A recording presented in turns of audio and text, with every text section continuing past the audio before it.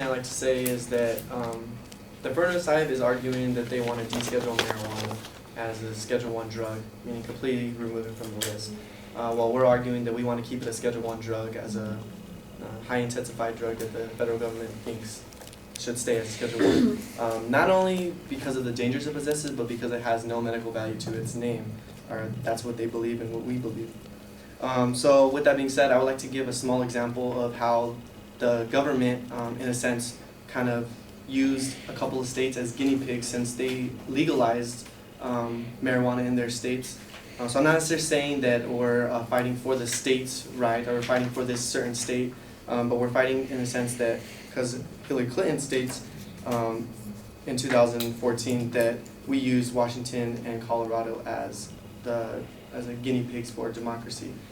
So I have a quote from Vanessa Shipani, science writer of FactCheck.org, stating that marijuana-related traffic deaths increased by 154% between 2006 and 2014. Colorado emergency room hospital visits that were likely related to marijuana increased by 77% from 2011 to 2014, and drug-related suspensions/expulsions increased 40% from school years 2008, 2009 to 2013, 2014, according to September 2015 report by the Rocky Mountain High Intensity Drug Traffic Area, a collaboration of federal, state, and local drug enforcement agencies. Basically, that in Colorado, since they've legalized marijuana, since they made it acceptable in their society for everyday use, and since 2010, since the state legalized dispensaries, they have seen a rise not only in traffic violations, they've seen a rise in hospital visits due to marijuana-related instances, and then they also seen in the school systems a higher rate in suspensions and expulsions, all within the same time frame when marijuana became legalized in that state alone.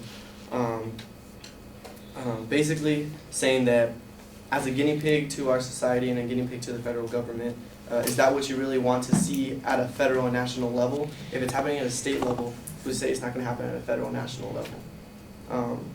And then one last thing I'd like to say is that we also argue that there's no medical value, but we also argue that there is a danger to society if you do legalize marijuana.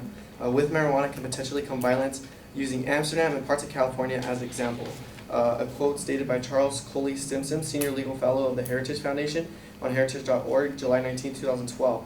The National Research Council has concluded that the long-term use of marijuana may alter the nervous system in ways that promote violence. No place serves as a better example than Amsterdam. Though often touted as a well-functioning city with a relaxed attitude toward drugs, Amsterdam is also one of the most violent cities in Europe. In California as well, the areas around cannabis clubs have experienced exponential increase in crime rates. So to use another example to present our, and that's it. Please give them a round of applause.